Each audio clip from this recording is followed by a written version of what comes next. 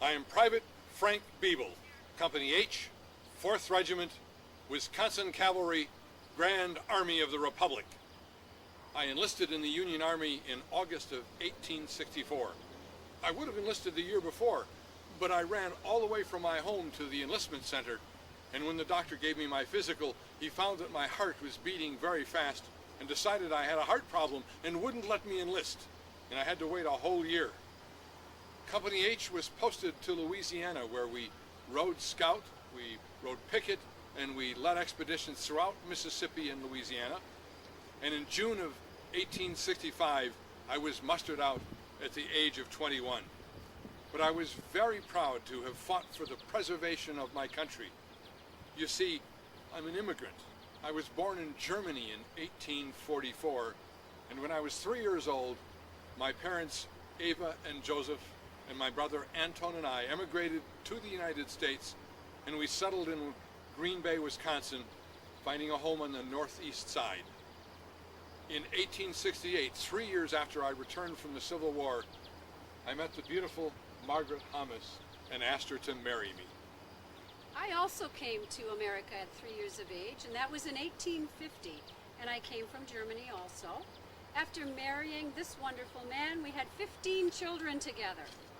Can you imagine that I was changing diapers for nearly 30 years? During our lives together, Frank and I operated a saloon and a dance hall. We farmed for quite a while, and Frank worked in a sawmill. I was an excellent swimmer and a riverman. I drove the logs down the river to the sawmill, and I'd ride them in order to break up any jams that would occur along the way. I was also a volunteer fireman. Franklin Hose Company number 3. Our station house is now at Heritage Hills State Park. In those days, we only had a hand-drawn fire wagon, and that meant that when we got it out and pushed it through the streets, we never got to a fire before it had gone out on its own. I never had a chance to learn to read or write. I never had a chance for a formal education, but I did deliver the mail between Green Bay and Kewanee. I'd ride my horse through the woods, and when I got to a location, I'd open my satchel, and people would just be allowed to pick out the mail that belonged to them. Now, I may not have been able to read or write, but I had an excellent memory, for I remembered to the penny what anyone ever owed me.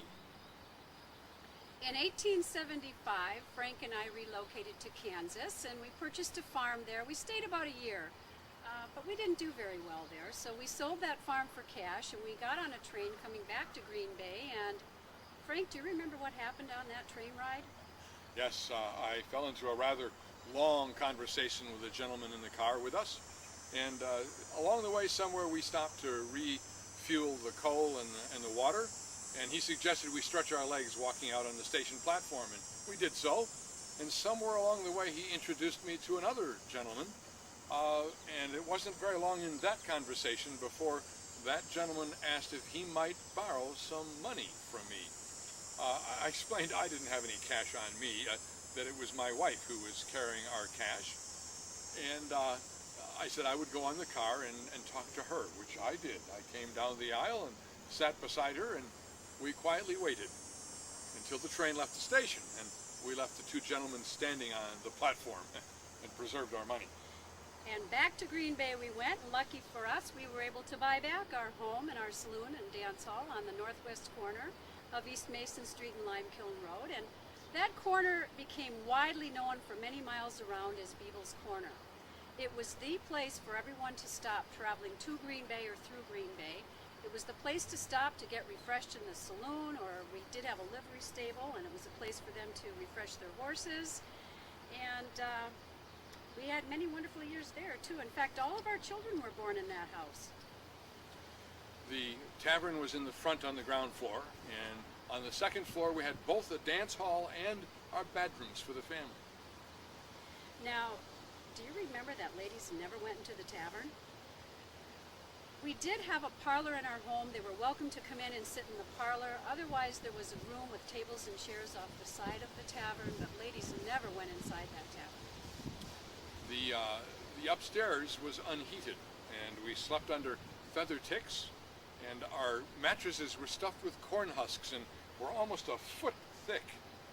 The downstairs tavern and the living quarters during the day were heated with wood stoves, and we owned a woodlot on Finger Road, and from the beginning of the summer right on through the fall, we'd be busy cutting firewood for our stoves. In 1897, Frank and I purchased an 80-acre farm in Bellevue on Lime Kiln Road, and we didn't have a silo, so we had a windmill that ran our feed cutter, and we would have to go out and cut feed anytime we ran low, and we had to do that when the wind was blowing. Now that meant even if the wind was blowing in the middle of the night, so if it was, we'd get up all the children to come out and help us cut feed, and you know, I don't think they cared for that too much, especially in the dead of winter, but they never complained. And I retired in 1903. Our sons Joseph, Edward, and Michael built us a new home, and we lived there for many years until we made the decision to move to Crook Street in Green Bay and finish out the last of our years together there. I'm sad to say that the tavern and the farmhouse were later destroyed by fire. As a Civil War veteran, I was honored to be in many parades and in a place of honor at many events in Green Bay. I lived to the age of 91, and when I was 90 years old, my son George took me to my first Green Bay Packers game, and having seen one, I never wanted to see another. I thought it was far too rough and that they shouldn't allow such a thing, and I couldn't imagine why anyone would travel over 100 miles to see such a thing. I died in 1936, and with my death, it was the death of the last surviving veteran of the Civil War. And with me also died the Grand Army of the Republic in Green Bay.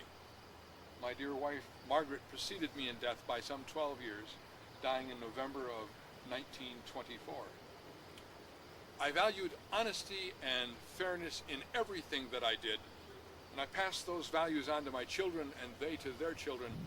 And I'm proud to say that those are values that are still connected to the Biebel name in Green Bay today. And while I was in the Civil War, my horse was shot out from under me by a bushwhacker, and I was angry. I thought it was deceitful and shameful that a person would hide in the bushes and shoot at another. That wasn't fair nor honest. If I had been shot instead of my horse, there'd be far less Biebels in Green Bay today. But we're proud to be now in our 9th generation as a family, and there are over some 400 descendants of Margaret and myself. I'm also proud to have fought for my country